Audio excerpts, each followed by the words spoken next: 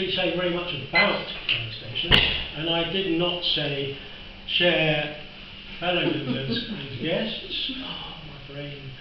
Yeah, devastation. It's not what you think. Devastation normally talks about buildings and things like that being destroyed. No, what we're talking about are communities that are isolated. These communities have decided that they will have nothing to do with the outside world. Now, these communities are generally based in South America, the Sentinel Islands, which is and Papua New Guinea, and where else was there? In South America is the most important. These communities don't want contact with the outside world. Main reason, disease. Whenever there's contact, there's disease. They've got no immunity, and so they die. In some cases, villages have lost 50% of their people.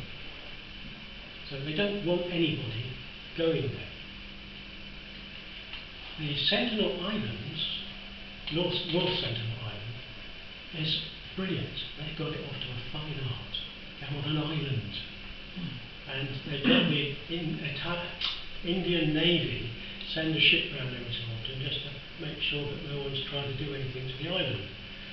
But if you are stupid enough to go to the island and land on the island, you're dead.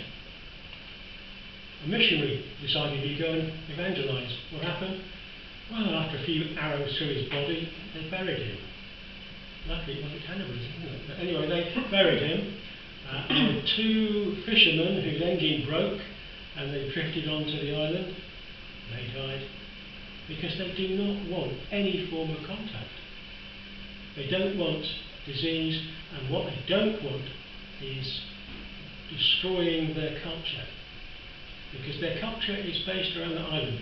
There's only, I think it's 30 people on that island, and they've got their culture based around that. They've got everything they want. They've got all the food they want.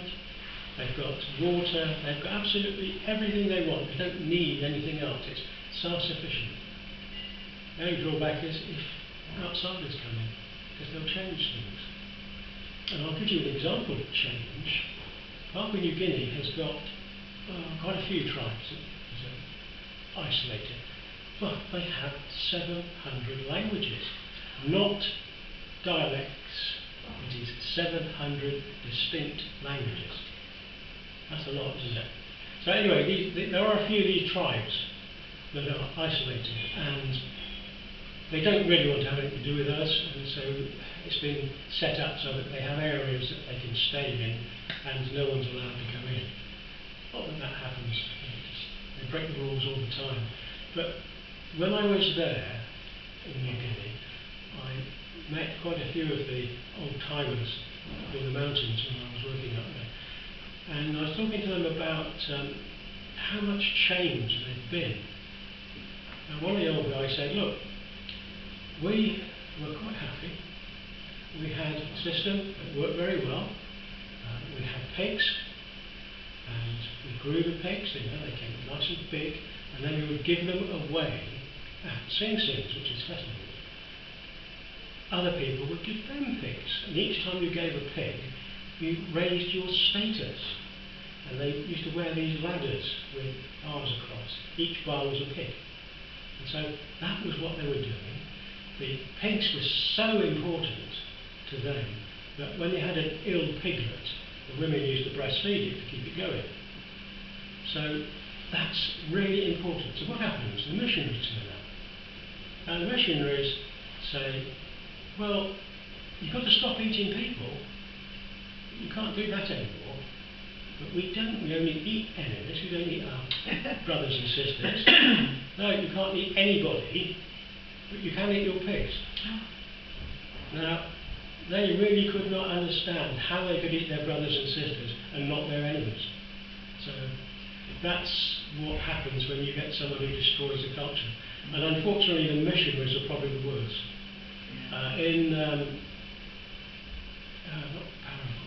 In Peru, they're just putting a road from top to bottom. which will destroy a lot of the rainforest and allow them to come down and do their logging wherever they want. So there's a tribe up there who, so 18 of them, all affiliated, 18 of these tribes, about 130 odd people.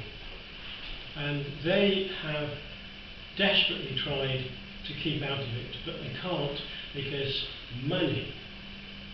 The government says that people cannot go into their lands, loggers go into the lands, gold miners go in, farmers that are producing palm oil and grass for cattle, they're going in, and the ground is disappearing because they're having to basically rip it all out, plant, and if you do that too often, the soil becomes denuded and then you can't grow. So they then move on somewhere else. And so you've got, Peru has got a real problem because the loggers have got access to them because of roads. In Brazil it's not quite as bad, but there is yes, government. The government issued a decree that nobody will be allowed in those areas. Nobody. And he appointed a person in charge who happened to be the ex-boss of the evangelical missionary group that was sending helicopters and drones in to map where they all were. And I'm thinking, yeah, great way of running things. So it's very difficult for the groups to do anything themselves because A, they're not going to come out, and the people that do come out get arrested. And they actually sued one of the groups from, I think that was from one of the Peruvian lot. They sued them for sort of daring to stand up to them and moving stuff around and banning things. And they got sued. But fortunately, other organisations got involved and stopped it. And the worst part of it, UN, my favourite people. The UN are now saying that they've got to have access to teach them about health, about sanitation and education and all those sorts of things. Well, why did they want to devastate the country? They just really want to do it. So I would like you to look at the system, and I've got some stuff here that you can read, there's 10 copies, and do something about it by going online and joining up with the organisations that are trying to fight it, because someone has to, because it's a very low priority in people's lives.